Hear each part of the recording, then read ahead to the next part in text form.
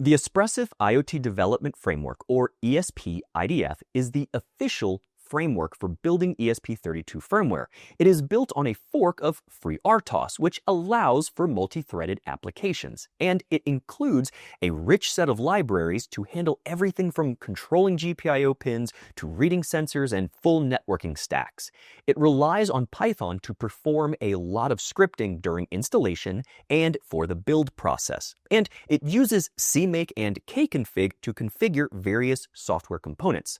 I'll dive more into CMake and kconfig in future videos, but for now, let's get ESP-IDF installed and build our first application. Head to espressif.com. Under SDKs, go to ESP-IDF, scroll down, and click on Getting Started Guide. I'll be working with the ESP32S3, but the demos in these videos should work for most ESP32 variants. Note that there are some slight differences in the tools and command line arguments among the variants, but the application code should be identical. Click on your variant, which is the S3 for me. I'll be working with ESP-IDF version 5.4, which is the latest release at the time of filming. If you're working with a different version, note that once again, you might come across some differences in the tools and code libraries. Select your desired version and click on Get Started. Espressif offers a number of ways to install ESP-IDF. If you plan to develop larger projects using ESP-IDF beyond these videos, I highly recommend installing it directly to your operating system or with an IDE plugin. Simply click on the link and follow the instructions to install ESP-IDF. For this course, I needed something that guarantees stability by locking in a particular version and can work across different operating systems. That's why I recommend using the Docker image I created for this course. If you don't already have Docker installed on your system, head to docker.com, hover over Download Docker Desktop, and click the installer for your system. Once you have installed it, make sure the application is running. Then head to github.com/seanhemel/course IoT with ESP-IDF. Download the repository and unzip it somewhere on your computer. Open a terminal and navigate into the directory. If you're on Windows, I find this works best with PowerShell. Build the Docker image with docker build-t env-esp-idf-f dockerfile.esp-idf -build-arg hostname in all capital letters equals $, and in parentheses hostname followed by a period or dot. We need to provide our computer's hostname for a self-signed certificate that we'll use in a later video. Don't forget that final dot, as it tells Docker to use the current directory for context during the build process. Once that's done, you can either run the image to use the built-in VS Code server through a browser, or use your local VS Code with the Dev Containers plugin. To do the former, enter docker run -rm-it -p 1883:1883 -p 8080:8080 -p 8081:8081 -p 8800:8800 -p 8883:8883 -p 22001:22 -v in quotes $ open curly brace PWD close curly brace. Note that if you are on Linux or Mac OS, this should be lowercase pwd and in parentheses instead, /workspace:/workspace, and then close quotes, -w/workspace space env-esp-idf. This will run the container. Open a browser and navigate to localhost:8800. You'll be presented with a VS Code instance, which is great if you don't want to install VS Code on your host system. On the other hand, you have the option to use your own VS Code instance with your local plugins and custom configurations. Stop the container by pressing Ctrl-C. Open VS Code. Go to the Extensions tab and search for Dev Containers. Make sure that this extension is installed. Go to File, Open Folder, and navigate to the Course IoT with ESP-IDF directory that you unzipped earlier. Click on the Remote Window button on the bottom left and select Reopen in Container under Dev Containers. If you don't see this, type Reopen to find it in the command palette and select it. Because the image is already built, VS Code should run it, install a matching server, and open the workspace inside the container. Click File, open Workspace from File, and navigate to the ESP-IDF.code workspace file in the root directory. This puts our workspace and the ESP-IDF installation in the File Explorer pane so we can navigate ESP-IDF source code and examples more easily. Note that the workspace is mapped to the host computer, so any changes you make here are reflected in the workspace folder of the repository directory. As you work through the demos in these videos, you can save your code for future reference should you need it. The dev containers configuration file should automatically install a few extensions. If not, I recommend opening the Extensions tab and search first for C++. This extension gives you IntelliSense options for code completion and navigation to source definitions. I like to install CMake tools mostly because it gives me syntax highlighting for CMake files. We won't be doing heavy CMake file editing, but it is nice to have. Finally, a hex editor is incredibly useful when looking at raw binary files or examining memory values. Before we start programming our Blinky application, let's talk about hardware. You'll want to connect an LED through a 220 or 330 ohm resistor to the GPIO 4 pin, which is here on the ESP32 S3 Dev Kit C. If you're using the Seed Studio Xiao ESP32 S3, then that pin is shown here. Don't worry if you don't have access to a physical ESP32 board. I'll also show you how to use QEMU to emulate your program. Inside of your development container and inside of VS Code, you should see two workspaces here. If you don't see both of these, make sure you go to File, Open Workspace from File, and click on that ESP-IDF code workspace that was copied into the container. That should make sure both of these are available to you. The first one is our workspace. This is where we're going to be keeping our code we create for these videos. The next one is going to be the installation of ESP-IDF. This is incredibly useful. Not only can you browse the source code available here when you need to look up things like various functions and structs, you can also go into examples and get some very useful starter code. For example, if I go to get started in here, I can go to Blink, and you can see a potential setup for how to do a basic Blink application. In fact, we're going to mimic this, but ours is going to be even simpler. There's also various protocols in here that are incredibly helpful, such as getting Wi-Fi to work or using various networking protocols. Let's close these and go back to our workspace. You'll notice there's nothing in here right now for me, but when you clone the repository and create that initial container, you might find the demos that were created in other videos in here. Feel free to delete them or just work around them and give them your own names. The first thing I'm going to do is create a new folder. I'm going to call it Apps.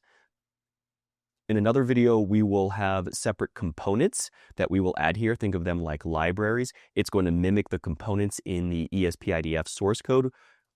When we create custom versions of that, I'll show you how to link to those. But for now, let's just create a simple apps directory. In that, let's create a new folder. We'll call this Blinky. And in Blinky, we're going to create CMake lists.txt. This is a file that CMake looks for when it's building your application.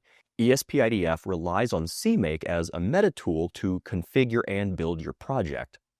This is our top-level project CMake lists file. This is where we will tell it to find other libraries or include certain components.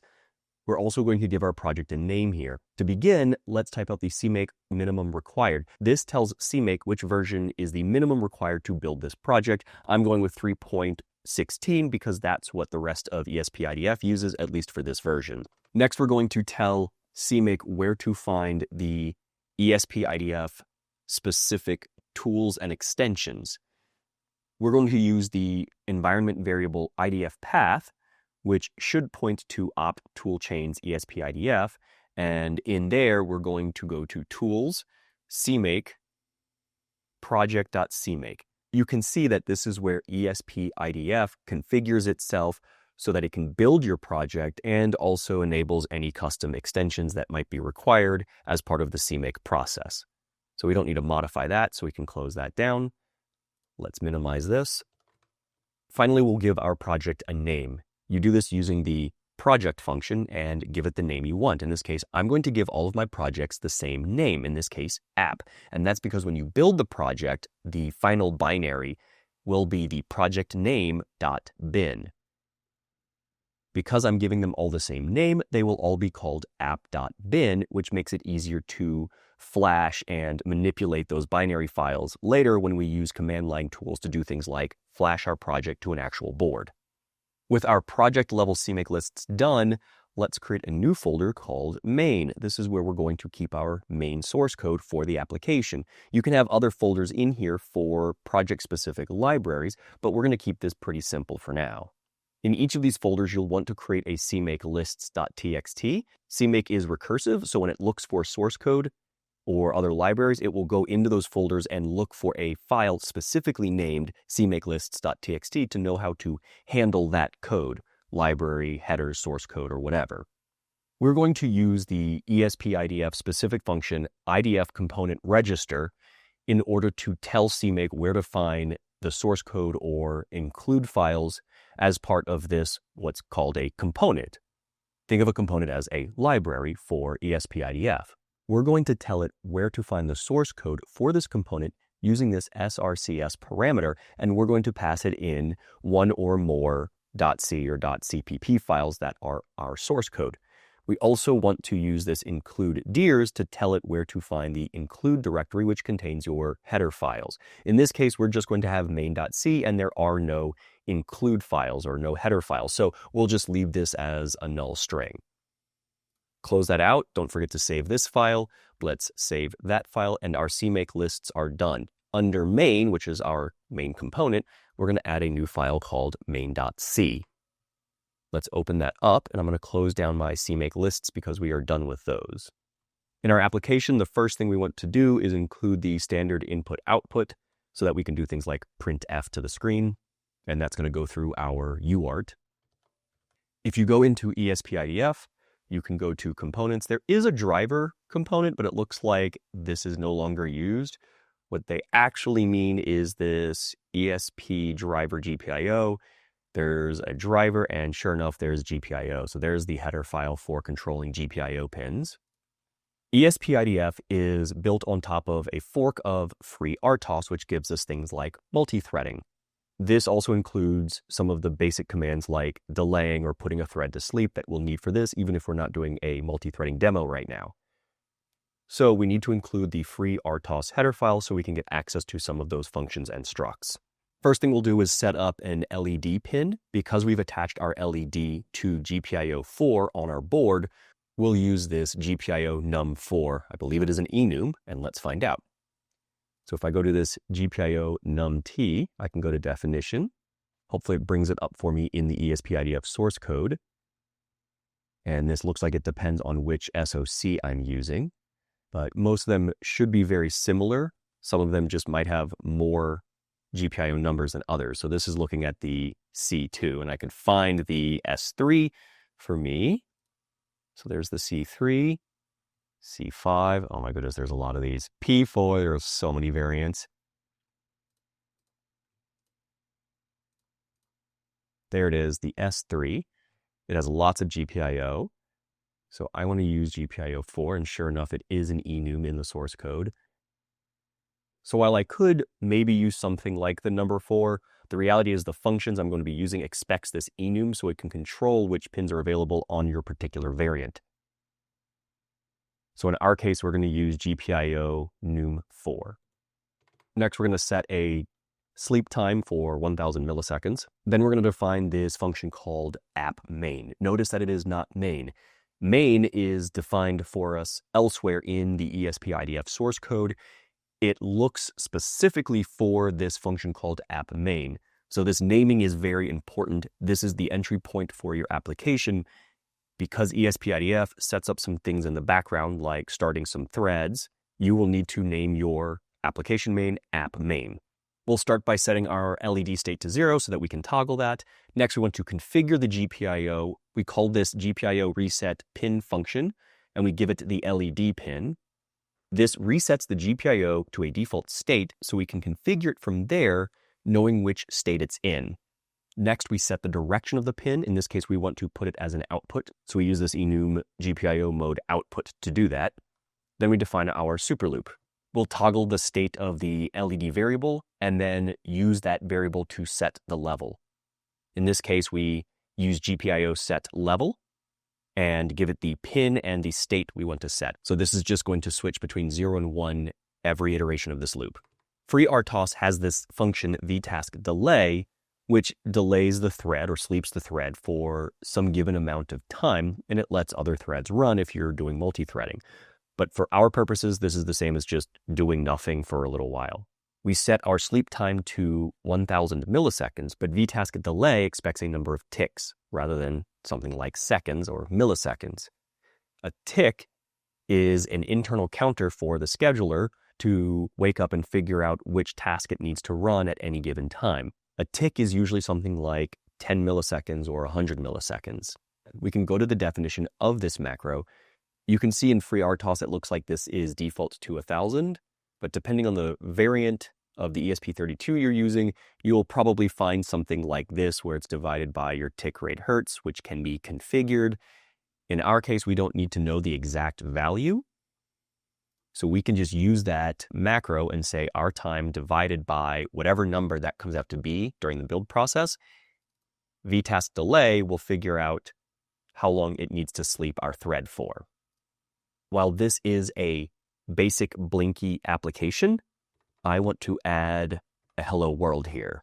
I'm just going to print the state of the LED so we can determine if the UART is indeed working. This will help us in the future with debugging. Let's remove some of the white space here. Don't forget to file save. Make sure your CMake lists and your main.c are saved. Let's go to terminal, new terminal. We want to be in workspace. You'll notice that the Docker image activates ESP-IDF by default every time you bring up a terminal.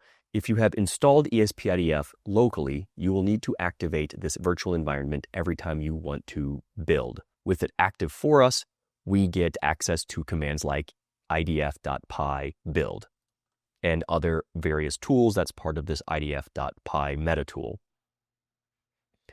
Inside of Workspace, we want to go into Apps, and then we'll want to go into Blinky. If you try to build, it will assume you mean the basic ESP32. It doesn't know which variant, so we need to set our target so it knows which variant to build for. While there are a number of ways to set your target, I find the easiest way to do this is to just call idf.py set-target and then give it the variant, in this case ESP32 S3. So run that and give it a second. When it's done, you'll notice that it has created this SDK config. This is a configuration using the kconfig language, and it sets up a bunch of defaults for you. We will explore kconfig and menu config in a later video, but the important one to find right now is that variant we set.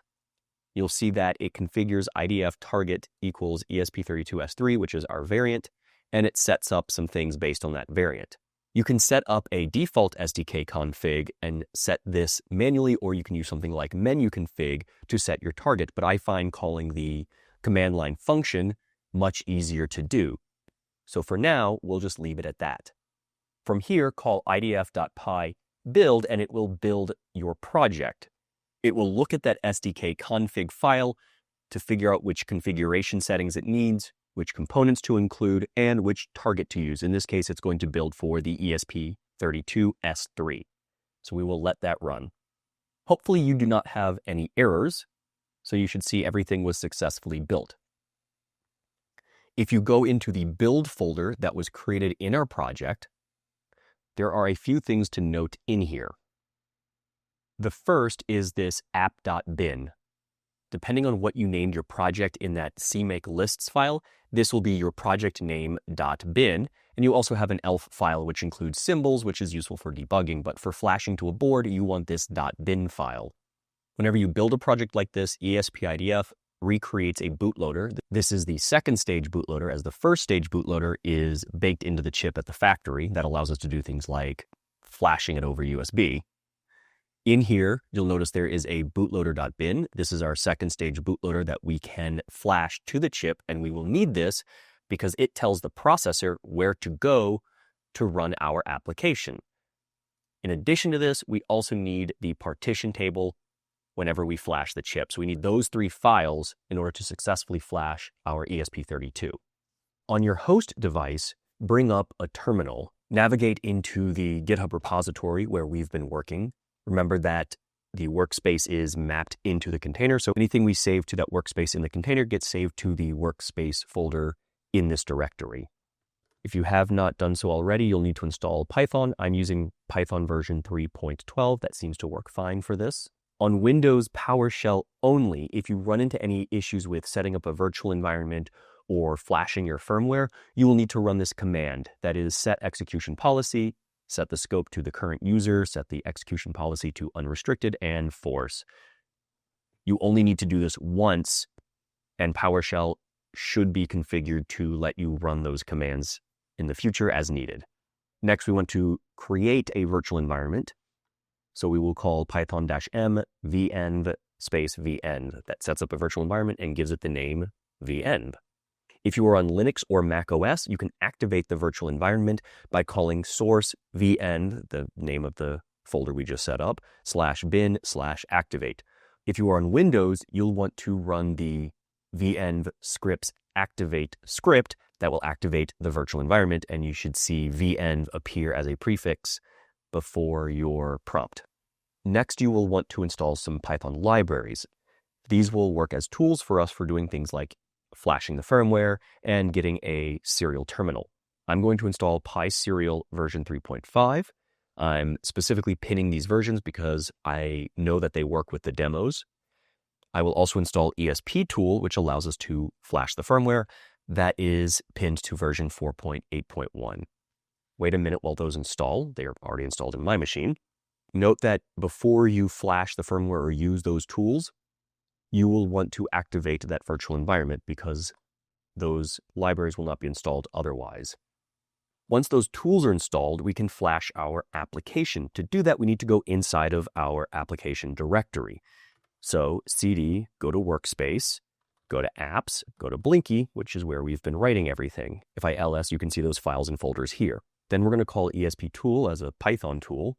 We're going to give it the port number, use the device manager in Windows or the dev directory in Linux and Mac OS to figure out the port name or port location of your device when you've plugged in the board. In this case, it's COM7 for me. Next, we need to specify the exact variant we're flashing to, like ESP32S3 for me, but we can also specify auto to let the ESP tool talk to the chip and figure out which variant it is. Then we give it the baud rate. 921/600 seems to work fine. Feel free to bring that down if you want to try a slower baud rate if you're having, say, USB issues. We want to reset the chip into bootloader mode, that stage 1 bootloader, before sending the flash information over. And we want to do a hard reset after flashing is done so that it starts running the firmware immediately. After we set up the ESP tool parameters and flags, we then tell it the actual command we want. In this case, we want to write flash. You can do things like erase flash or read flash from the ESP tool. It's a pretty versatile tool, but in our case, we just want to write flash. We need to specify the flash mode. In this case, we're going to use dual I/O. This works for pretty much every ESP32 board, and it depends on how the flash is connected. You also have the option of something like quad I/O. If that is configured on the board and hardware, flashing might be faster, so you can try QIO, but DIO is pretty much guaranteed to work in most cases. Then we specify the flash frequency. I'll use 40 megahertz. Feel free to try 80 if you want to have faster flashing. The write flash command also needs to know how much flash it should expect when it's writing. You can specify the amount of flash here, or you can say detect, and the tool will automatically figure out how much flash is available when trying to write everything. Finally, we need to specify the things we want to flash, and we need to flash 3 things: the bootloader, the partition table, and the actual application binary that we created. We also need to specify the addresses of each of those. So the bootloader is going to start at address 0. Note that it is for the ESP32 S3, where it is address 0. If you're working with other variants, this location of the bootloader might be different. For example, the ESP32, the basic original variant, or the S2, that actually starts at 1000. So that's where you want to put that bootloader. Make sure you look at the documentation page on ESP-IDF for your particular variant to figure out where that bootloader needs to be. This is the only binary I find where the address changes, so pay particular attention to that. If you're working with the ESP32 S3 like I am, then you can just go ahead and put that bootloader at address 0. Flash the partition table. In this case, we're going to put it at hex 8000, and we're going to point to the location of that partition-table.bin, which is in our build directory, and the partition table directory under that. Finally, we give it our actual application. In most of the ESP32 variants, this should be at address hex 10000, and we're going to tell it in the build directory, find our project name, in this case app.bin. Make sure your ESP32 board is plugged in. It should connect to it once you run that command and upload all of those binaries. At this point, you can use any serial terminal you'd like, such as PuTTY on Windows or Picoterm if you're on something like Linux. But the serial library that we installed with Python comes with this thing called Miniterm. It's a very basic serial terminal, and it works across the various operating systems, which is why I like to show it here, because it's cross-platform. So we're going to call python-m serial.tools.miniterm, give it the port name, in this case COM7 for me, and give it a baud rate. So 115200 should be the default for the ESP32 when we built that firmware. Connect to it. You should see the chip restart, and you should see the LED state toggling on and off. In this case, it's printing 1 or 0, depending on that state. Once you are happy with how this works, you can press Control and close bracket to exit out of the serial terminal. You should also see the LED connected to your ESP32 board blinking away. While I personally recommend getting some real hardware to work with, I know that's not always possible. Luckily, ESP-IDF comes with a fork of the Quick Emulator, or QEMU, which allows you to emulate your ESP32 code. Back in VS Code in our Docker container, you can go into opt toolchains Espressif, which is here, and look in tools. You can see the various tools that were installed either along with ESP-IDF or separately during the Docker image creation. Notice that we have OpenOCD and GDB for debugging if you want to use those. We also have the QEMU Extensa and RISC-V 32-bit. Those are our quick emulators that we will use. They've been forked by Espressif to work with their chips and the variants within. Previously, we set our target to the ESP32 S3 variant.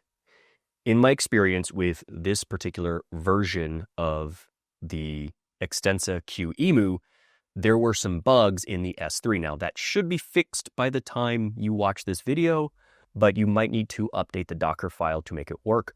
That being said, I find that the basic default ESP32 variant works great for QEMU, so I'm going to stick with that. I'm going to call idf.py set target ESP32 to change the target from the S3 variant to the regular ESP32. That's what I'm going to use for QEMU.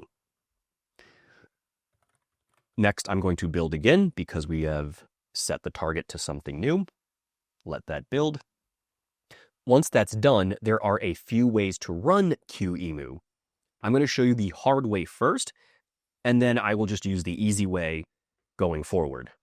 The first is to use the ESP tool. This is the same tool that we used to flash the ESP32 earlier, but this time we're in the container. Because we have the ESP-IDF virtual environment enabled, we don't need to call python-m, we can just say esptool.py. We then need to specify the chip. Because we're going to be merging our binaries into one, we can't just auto-detect the chip because there's nothing really to talk to. QEMU isn't running yet. So we're going to specify the chip variant here. That should match the one we set our target to, in this case, the basic ESP32. The actual command we want to use within the ESP tool is this merge bin. This allows us to take several binaries and merge them into one binary that we will then load into QEMU. I like to keep this in the build folder, so we're going to specify the output that is in build, and we're going to call it merged.bin. We're going to set the flash mode to dual I/O, and here, once again, we can't detect or auto-detect the flash size, so I'm going to go with 8 megabytes, as that seems to work with QEMU and this particular ESP32 variant. We're going to say go ahead and fill up the entire 8 megabytes by using this fill flash size. In my experience, I find that I do need to specify this so that the rest of the flash is written with zeros, anything outside of the bootloader, partition table, or your application. For whatever reason, QEMU did not work unless I specified this, but it might work differently for you. Next, we need to specify the location of the bootloader. In this case, it's going to be hex 1000, and then we're going to give it the location of that bootloader file, which if you remember from the actual flashing, that should be in build bootloader, and the name of the file is bootloader.bin. Because we are working with the basic ESP32 and not the ESP32S3, that bootloader is at address hex 1000 instead of hex 0. This is where you need to pay attention to those addresses. Then we need to specify where we want to put the partition table. As before, this is going to go in address hex 8000. Finally, we specify the actual application binary, and that is going to be at hex 10000. We are essentially constructing an image of the entire flash by calling this merge command, and we're going to use that flash to essentially boot and run our application in the QEMU emulator. So press enter. You should see that build merge.bin has been built. In fact, if we go up here to our Blinky, we go into build. You might need to refresh your VS Code on the Explorer and look down here. You should see something called merge.bin. This is the file that we just created. Let's go back to our command line. If I hit tab on QEMU system, you can see that we have a couple of options. These are the forked versions of QEMU made by Espressif. We have the RISC-V version and Extensa. Because we're using the basic ESP32, we are going to be using the Extensa variant here. We want to pass in the command or flag no graphic. That says we don't want any sort of graphics or virtual display. We just want to redirect all UART output to our terminal. QEMU wants us to specify which machine it should emulate. In this case, it's the default ESP32. We're not using a variant here. Then we want to specify the drive that should be mounted. In this case, we're going to specify a file, and we're going to point it to that merged binary that we just created. This is going to mount that as our flash and then attempt to run based on whatever commands it finds in that flash. With this, we need to specify a few options. IF equals MTD means we want to treat the flash memory as a memory technology device, which is a type of flash. And we want to specify the format as raw. In other words, use the binary as is without any sort of formatting. Press enter, and you should see QEMU run.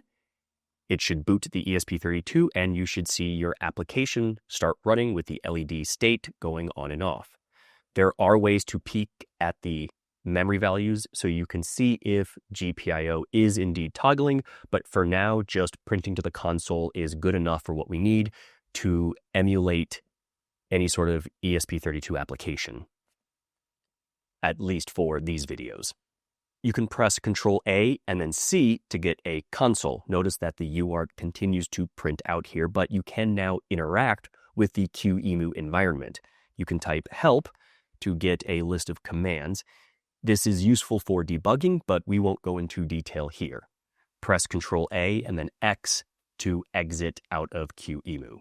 Merging your binaries into one and then feeding those into QEMU is a great overview of how you would work with QEMU, even if you weren't, say, working within ESP-IDF. But ESP-IDF comes with a number of very helpful wrapper tools for us. The first is this idf.py space QEMU. This builds your application and automatically starts QEMU. Notice that you can send it commands just like we did with QEMU. In fact, this just wraps up essentially what we did earlier. So Control A and then C gives us that terminal again, so now we can interact with QEMU. Control-A-X exits out of QEMU. Another thing you can do is IDF.py. You can say QEMU, and you can say monitor. This will build your application again. It's already been built. That's why this is faster. Notice that the coloring is different for the text when logging is printed to the console. This starts QEMU in what's called monitor mode. It now gives us an interactive serial monitor. So while before we could interact with QEMU, essentially manipulating the emulator itself, there was no way to send commands to the serial terminal. Now you have an interactive serial terminal. You can send and receive serial commands. So if you wanted to, say, have user input in your application, you can receive that in this monitor mode. You also get better syntax highlighting. For example, this is the printfs you're looking at, and the green text was part of the ESP-IDF logging. Things like warnings might be yellow or errors might be red. Because we're in monitor mode, Control-AX doesn't do anything to exit, and Control-AC also doesn't do anything. So we don't really have that control like we did before, but this is a good way to interact with your program. So you have both of those options to debug and interact with QEMU or to interact with your application directly. Now you can press Control close bracket in order to exit out of this monitor mode. Finally, we have IDF.py QEMU GDB. This, again, builds your application if it's not already built, starts QEMU, and fires up GDB for debugging. You can press enter to go into this mode. As it says, you get this GDB prompt. You can type monitor system reset to reset the ESP32. You can type list to get an idea of where the current execution is in your code. When we did system reset, that resets and stops at the main breakpoint, or in our case, the app main breakpoint. If I type next, it will go to the next line. It will execute the next line of code. If I type list again, you can see that our current line of execution has moved. If I type continue, the execution will just continue. Notice that I don't have anything printing out here. And in my experience, if I type Control-C to stop, it actually completely crashes QEMU or the emulated ESP32, and I can no longer do things like reset the system. So I won't go into any more detail about GDB here, but note that you can set up GDB within QEMU to debug your programs that way, or you can connect something like OpenOCD to your actual hardware and connect to that from GDB to get your step-through debugging here. When you're done, simply type exit. QEMU has the ability to emulate external hardware, like sensors, but the out-of-the-box emulated hardware is very limited. This is something we will explore in a later video. If you go back to that Get Started guide for ESP-IDF and your particular ESP32 variant, you can find the API reference guide to all the ESP-IDF libraries. I found this particularly useful when trying to figure out what functions to use and how they work. I hope this helps you get started with ESP-IDF as you dive deeper into IoT device development with the ESP32. If you enjoyed this video or found it useful, please click the like button. And if you want to learn more about writing firmware for IoT devices, I recommend checking out my online course. We start with the basics of ESP-IDF for writing professional code for the ESP32, then learn how to read from connected sensors and transmit that data over Wi-Fi using HTTP REST API calls to an IoT platform. We'll also tackle publish-subscribe mechanisms with MQTT, before seeing how to secure everything using Transport Layer Security, or TLS. By the end of the course, you'll have the chance to build a full IoT sensor that publishes data to an MQTT broker, and you'll earn a digital certificate to showcase your new skills. Click on the link in the description to sign up.